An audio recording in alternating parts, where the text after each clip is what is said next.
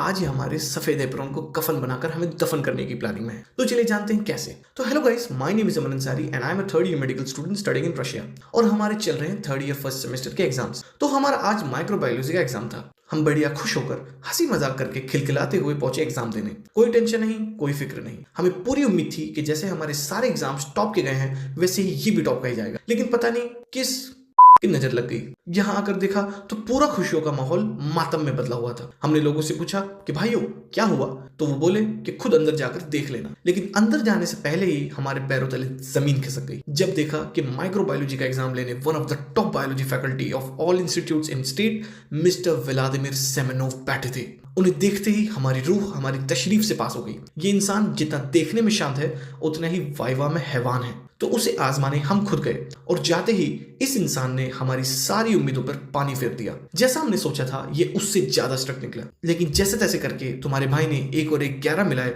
और किसी तरह पास होकर आ गया। बाहर आकर देखा तो सबकी नजरें मुझ पे टिकी थी। उन्होंने मुझे देखा, मैंने उन्हें देखा। उन्होंने पूछा कि क्या सीन है। मैंने कहा कि एप्रॉन लाए हो, तो बोले हाँ। तो मैं बोला कि इस एप्रॉन का कफन बनाकर दफन करने की पूरी साजिशें रची जा रही है इस कमरे के अंदर। बस इतना कहना था कि सबकी तशरीफ से धुएं निकल गए। जो इंसान थोड़ा पढ़ा हुआ था उन्होंने और पढ़ना शुरू कर दिया और जिस इंसान ने थोड़ा भी नहीं पढ़ा हुआ था उसने कहा कि अब पढ़कर भी क्या फायदा।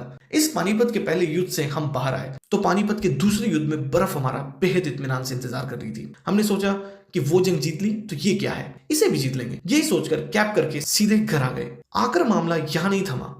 दूसरे के बाद तीसरा युद्ध इंतजार में था जो कि थी फिसलन। हम संभलते संभलाते कदम से कदम मिलाकर हॉस्टल पहुंच गए और फिर इत्मीनान से सांस ली। तो गाइस आज के लिए इतना ही, मिलते हैं नेक्स्ट वीडियो में, तब तक के लिए बाय।